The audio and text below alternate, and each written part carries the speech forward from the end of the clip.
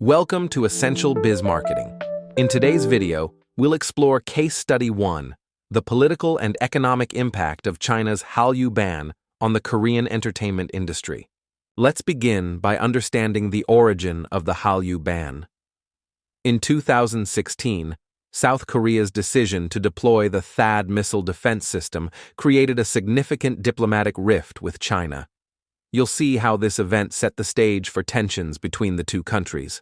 As you continue exploring this case, you'll learn that China responded by imposing an unofficial Hallyu ban. This ban quietly restricted Korean cultural products, especially K-pop and K-dramas, over national security concerns.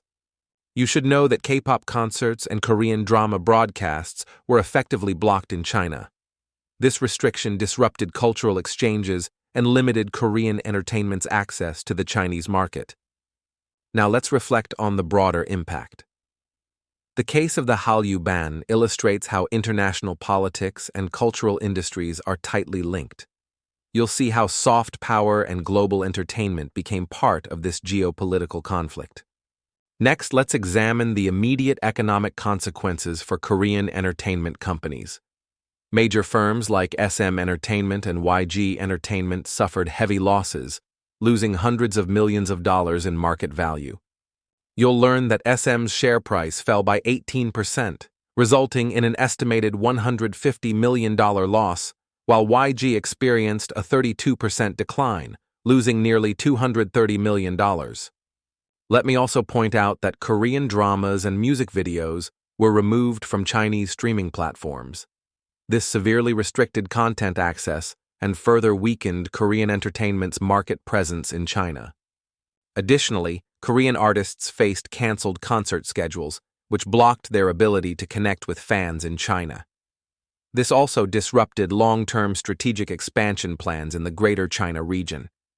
Let's now shift our focus to the political motivations behind the Hallyu Ban.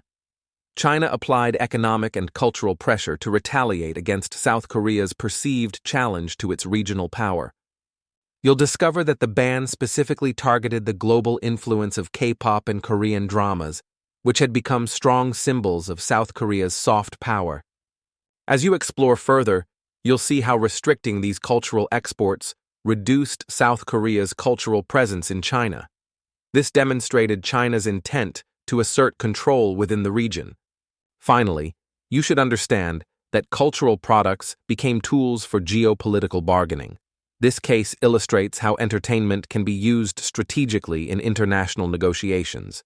Now, let's explore how the Korean entertainment industry responded to the ban. Korean companies quickly diversified their focus to markets in Southeast Asia, North America, and Europe. You'll see that Korean entertainment firms successfully used platforms like YouTube, Netflix, Spotify, and TikTok to maintain global engagement and reach international fans despite the restrictions in China. Importantly, you should know that global streaming services helped accelerate K-pop's popularity in Western markets. This allowed Korean entertainment to continue growing globally, even while access to China remained limited. Let's move to recent developments. By early 2025, diplomatic talks between South Korea and China signaled a potential softening of China's position.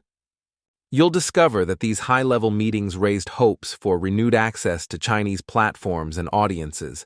Industry insiders were optimistic that the ban could soon be lifted. In addition, you should know that Chinese state media subtly reintroduced some Korean content, while Korean artists began participating in collaborative events across Asia, suggesting a possible policy shift.